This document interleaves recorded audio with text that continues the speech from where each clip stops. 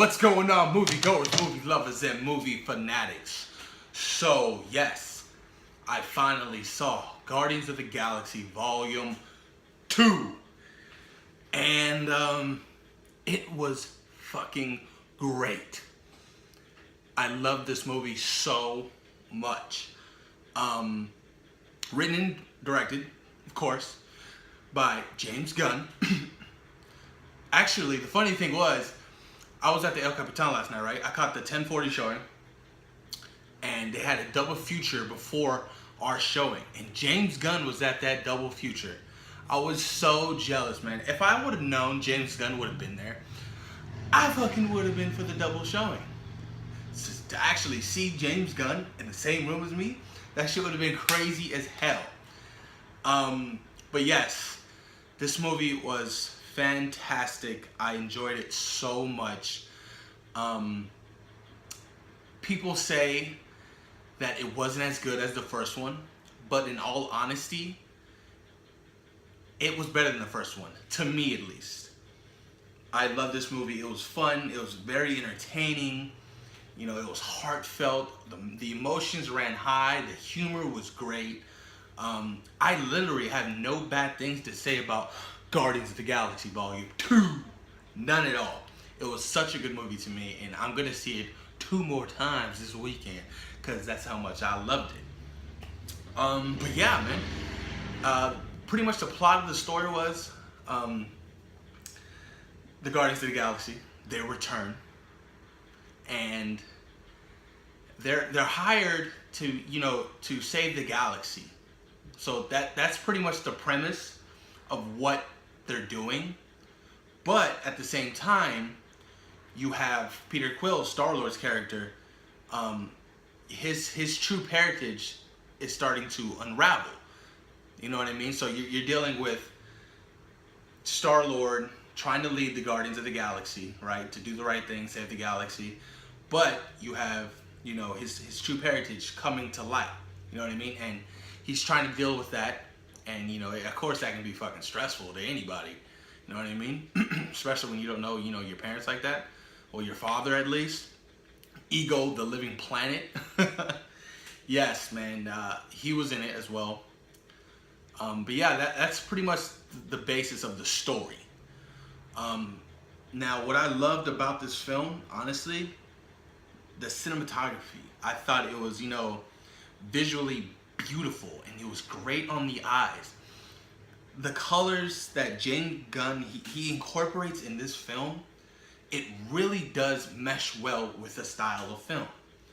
You know what I mean? He this space opera, he knows exactly how it should look, and I applaud him for his his talent, and God, just the work ethic and his vision for this film. And he's just God, I can't. It's just James Gunn is just, his vision is ridiculous of how he wants this film to look. You know what I mean? But yeah, man, it was crazy. Also, the CGI was beautiful. I feel like the CGI and majority of the the sets, Baby Groot, Rocket, you know what I mean? Majority of all of the action scenes, like I feel like the CGI was really well done. Like it was greatly sculpted for the final product. I love that about it. What else? Character development. Oh my God. You guys, if you guys have been watching my videos, you guys know me, and I love character development. And the fact that we got to dive, really deep into each of these characters, and know a little bit of their past, and to get to know some of their future, what's to come. I feel like that was such a strong point in this movie. Like I said, I very, very much appreciated seeing everybody's backstory of who they are and what they've been through. So I love that about it. Set productions were beautiful, fucking gorgeous. Set productions were so beautiful, man. You can tell that the set designers and the set production team took their time with this film to make it look gorgeous, beautiful, and realistic. So I applaud you guys. You guys did a great job about that. Um, Costumes designs, all the costumes were fucking dope. It had that, that retro feel to it. Um, yeah, man, the costumes were fucking just crazy as hell. Some of these people, man, like Aisha's costume and her whole clique is just the Ravengers. I was just so impressed about the costume designs. Because costume designs, they do take a while. You know what I mean? Because they have to. James Gunn pretty much tells you, okay, this is how I want it to look, that. Then they draw out a rough sketch, and then they start making this shit. So they did a good job with that. Of course, the humor was great. Drax stole the show for me. Baby Groot, Taserface. It's just the humor was well placed in each scene. Most people didn't think so, but I thought it really was. I enjoyed the humor so much. I had a great time laughing throughout the whole entire film. The thing about this film is, you know when to laugh and you know when to feel. You know what I mean? Feel bad, feel sad, feel like you want to cry. It did a great job with that. And making all the characters, so relatable. Like every character I felt like was relatable in a certain way to me. Especially Star-Lord, Peter Quill. Because I don't have a relationship with my father. I haven't seen my mother in like 17 years. I have no idea where she is. So, with that being said, I feel what Star-Lord goes through. You know what I mean? I will admit, I teared up in some of the scenes. You know what I mean? Because it was that much relatable to me. So I really appreciated that aspect of the film. Very much. Let's dive deep into some of these characters, man. Star-Lord. Where do I start? Fuck. He's still the handsome, kicking ass Star-Lord. But this time, he's not just leading the Guardians of the Galaxy. He's also trying to find out who his father is. You know what I mean? And does he, can he trust Kurt Russell's character, Ego the Living Planet? As well as his relationship with Gamora. Because those two clearly have feelings for each other, but they don't know how to get it going. They don't know how to jump on the wheel. You know what I mean? So it's a sensitive subject to them, their relationship, but, eventually, something does end up happening. You know what I mean? Does he tell? No, he doesn't. They don't tell each other they love each other. I think that would be funny if they did. You know what I mean? But like I said, that their relationship is very sensitive, because they both feel for each other, but like they don't really know how to tell each other. Yeah, but I really enjoyed his character arc in this story. I thought he did a great job. Chris Pratt. I really thought he was kicking ass. He was using his guns a lot more. Bah, bah. There's a little jetpack. Shit was dope as hell. Gamora. Same thing, you know what I mean? Like her feelings was for Peter Quill, you know what I mean? She's like the tough girl. She didn't really want to not stand off as, I have feelings for you, you know what I mean? But she's not used to showing emotion like that. You know what I mean? So that's where she was struggling with her relationship with Peter Quill.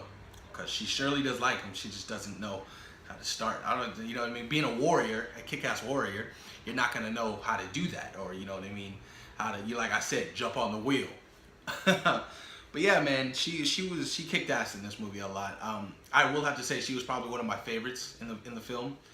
And I like the fact that she got to, dabble into her relationship with Nebula. You know what I mean? Because in the first one, Nebula and her, like, they clearly hated each other. They didn't tell you really of a backstory of why, but in this film, they did. They got to explore that, and I was like, oh, okay, that makes sense. So, Thanos was just a fucking asshole to Nebula and Gamora. Not so more of Gamora, but to Nebula. You know what I mean? She felt like she had to, she had resentment towards her. But I'm happy that, at the end of the film, they ended up doing, like, talking to each other more. Yeah, so, they end up talking to each other, getting along. They almost killed each other, because their relationship has never been great. But Gamora's character I thoroughly enjoyed. I thought she did a great job. Zoe Saldana, awesome, awesome. Who else? Drax the Destroyer. Clearly, Drax the Destroyer clearly took the spotlight. He was hilarious with his humor. I loved his character so much. He was just so stupid throughout the whole film. You know what I mean? Especially the Mantis. He was an asshole. If you guys seen the film, you know exactly what the fuck I'm talking about. He was just a prick. Like, clearly. Like, but, you know, Dave Bautista, he did a good job with his part. You know, he talked a little bit about, you know, his family and, you know, what happened and stuff like that. He still wants to kill Thanos, of course. But yeah, I really enjoyed, you know, Drax. He was probably, you know, one of the best parts of the movie. You know, like his humor, like I said before, was just very, very fucking good. It was hilarious. If you thought he was good in the first one, the second one is even more over the top. It's fucking great. Hilarious. Rocket.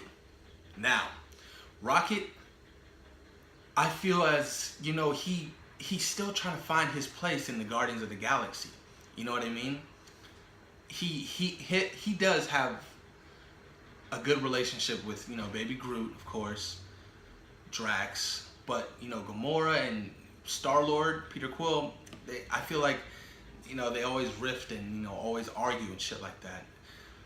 Star-Lord and him definitely rift. They're always showing off, you know, I'm the better pilot, you know what I mean? In that scene where they were trying to fly through all those asteroids and, you know, shit just went bad because those fools were just going back and at it, you know, not being able to concentrate on the goal at task, you know what I mean?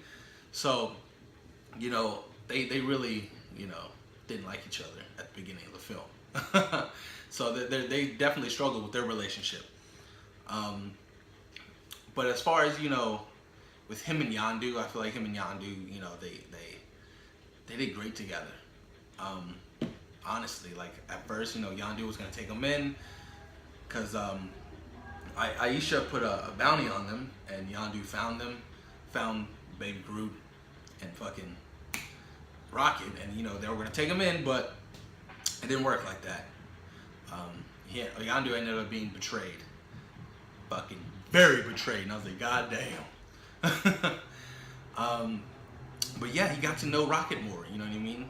And he soon realized that Rocket is just like him, a younger version of Yondu, you know what I mean? And he was telling him the truth. He was like, look, you don't need to be like what you're being right now. Like, I know how it is. I was you. So I thought that was pretty cool that, you know, they dabbled into the relationship between Rocket and Yondu. I thought their relationship was, you know, good, bro, you know, from when it lasted. What else? Groot. Oh, everybody loves some baby fucking Groot. Baby Groot.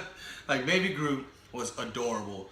Stole the show. Another character who stole the show for me. You know, he was funny. He was always dancing. You know what I mean? He was just so cute. He was so adorable, man. He was feisty too. He was always fighting Drax too. Yeah, he was a feisty little guy. It had some sad moments with him. People, the Ravengers were treating him like shit. You know what I mean? Like pouring alcohol on him, stepping on him. He's a baby. Don't be doing that to Baby Groot. Come on now, what's Baby Groot at the bottom? Not my Baby Groot. But yeah, I thoroughly love Groot. You know, he was kick-ass. He did play a good part in this film, being small and shit, being able to do things that, you know, the other Guardians couldn't do. But Baby Groot was clearly adorable. Yondu's character, you got to see some backstory with him as well, especially with him and his original Ravengers group that, you know, that exiled him, which is Sly's character. I forgot his name. Scarter, whatever his name is. Something had happened between them, you know, and they felt betrayed. You know what I mean? I think it was the deal between Yondu and Ego the Living Planet. They made a deal. He's like, go get my son Peter from Earth, Terran, whatever it's called, and, you know, his original Ravager group felt like he kind of went, you know, behind their back and shit. So they exiled him, and ever since then, it's just been Yondu and, you know, his other Ravager friends.